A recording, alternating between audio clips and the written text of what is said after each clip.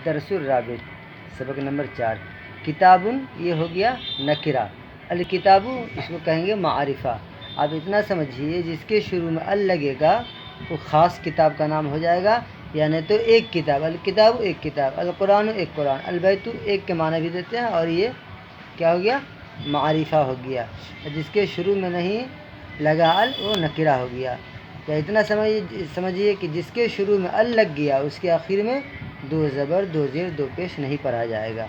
جیسے یہاں دیکھیے کتابن، دو زبر دو زیر دو پیش ہے، زمایا دو، اسی طرح الکتاب یہاں سنگل ہے اسی طرح۔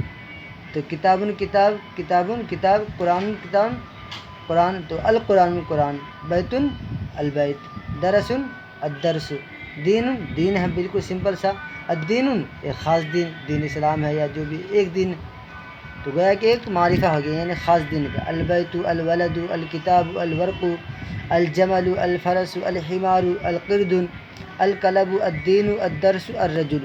یہ جتنا آپ سبق نمبر 1 سبق نمبر 2 میں مفردات یاد کیے ہیں وہی سب ہے۔ جتنا آپ کو اچھا سے یاد ہوگا اتنا اس کا جو ہے ترجمہ کرنا آپ کے لیے آسان ہو جائے گا۔